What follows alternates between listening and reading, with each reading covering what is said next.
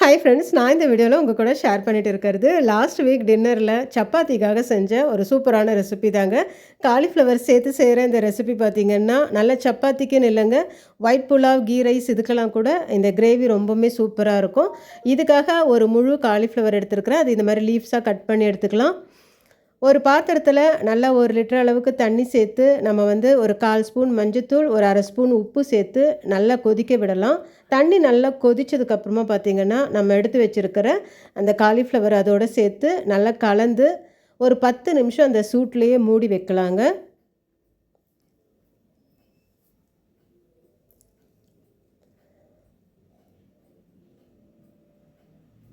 நல்லா ஒரு 10 மினிட்ஸ் கழித்து பார்த்திங்கன்னா இந்த சுடு தண்ணியில் நல்லா இந்த காலிஃப்ளவர் ஒரு 1/4 பாகம் வெந்திருக்கும். இப்போ இதை நல்லா வெளியில் எடுத்துடலாம்.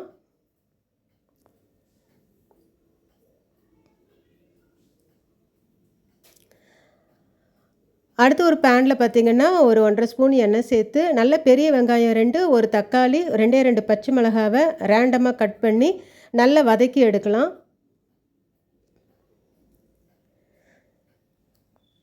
இந்த வெங்காயம், தக்காளி, பச்சை மிளகாய் பார்த்திங்கன்னா நல்லா வதங்கி வரட்டும். இப்போ நம்ம எடுத்து வச்சுருந்த காலிஃப்ளவர் நல்லா ஆறிடுச்சிங்க. இதில் 1 ஸ்பூன் அளவுக்கு இஞ்சி பூண்டு பேஸ்ட், அடுத்து 1 ஸ்பூன் வெறும் மிளகாய்த்தூள், மட்டன் மசாலா நான் 1 ஸ்பூன் சேர்த்துருக்கேன். அடுத்து பார்த்திங்கன்னா 1/4 ஸ்பூன் மஞ்சத்தூள் சேர்த்து இந்த காலிஃப்ளவருக்கு தேவையான அளவு மட்டும் உப்பு சேர்த்துக்கலாம். சேர்த்து நல்லா கலந்து விடலாம். இந்த மசாலாவில் இந்த காலிஃப்ளவர் ஒரு 10 to 20 மினிட்ஸ் நல்லா ஊறட்டும். இப்போ நம்மளுடைய இந்த வெங்காயம் தக்காளியும் நல்லா வதங்கிடுச்சிங்க. இதுலேயும் பார்த்திங்கன்னா ஒரு 1/2 ஸ்பூன் வெறுமிளகாய்த்தூள், 1/2 ஸ்பூன் மட்டன் மசாலா, 1/4 ஸ்பூன் மஞ்சத்தூள், ஒரு 1/2 ஸ்பூன் இஞ்சி பூண்டு பேஸ்ட் சேர்த்து நல்லா வதக்கி எடுத்துக்கலாம். நல்லா பச்சை வாசம் போக வதக்கி ஆற விட்டு மிக்சியில் நல்லா நைஸாக அரைச்சி எடுத்துக்கலாம்.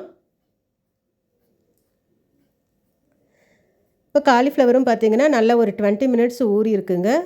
இதை ஒரு கடாயில் சும்மா ஒரு 2 ஸ்பூன் எண்ணெய் சேர்த்து நல்லா பெரட்டி எடுக்கலாம். அந்த எண்ணெயில் இந்த மசாலாவோட பச்சை வாசனை எல்லாம் நல்லா போகட்டும்.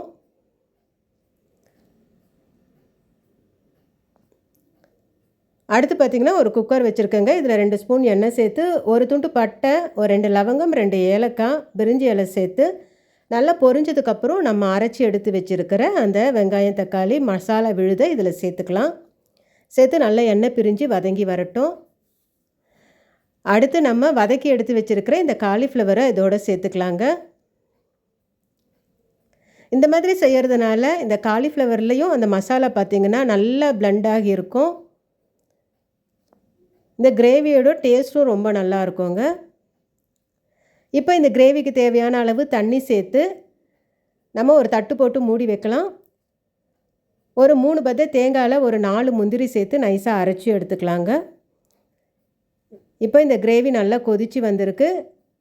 காலிஃப்ளவரும் பார்த்திங்கன்னா நல்லா குழையாமல் வெந்து வந்திருக்கு. இப்போ நம்ம அரைச்சி எடுத்து வச்சுருக்கிற இந்த தேங்காய், முந்திரி விழுதை இதோடு சேர்த்துக்கலாம். ஒரு 5 நிமிஷம் நல்லா மூடி எடுக்கலாங்க. ரொம்ப நேரம் கொதிக்க விட வேண்டாம். ஒரு 5 நிமிஷம் நல்லா ஒரு சின்ன கொதி வந்ததும் நம்ம ஸ்டவ்வை ஆஃப் பண்ணிவிட்டு கடைசியாக கொஞ்சம் கசூரி மேத்தி இதில் சேர்த்துக்கலாம். நல்ல டேஸ்டியான இந்த காலிஃப்ளவர் கிரேவி பார்த்திங்கன்னா சப்பாத்திக்குன்னு இல்லைங்க, கீ ரைஸ், ஒயிட் புலாவ் இதுக்கெலாம் கூட ரொம்பவுமே சூப்பராக இருக்கும். நல்ல டேஸ்டியான இந்த ரெசிபி நீங்களும் உங்கள் வீட்டில் ட்ரை பண்ணி பாருங்கள் ஃப்ரெண்ட்ஸ். இந்த வீடியோ உங்களுக்கு பிடிச்சிருந்துச்சுன்னா லைக் பண்ணுங்கள், கமெண்ட் பண்ணுங்கள், ஷேர் பண்ணுங்கள், மறக்காமல் சப்ஸ்கிரைப் பண்ணுங்கள். தேங்க்யூ.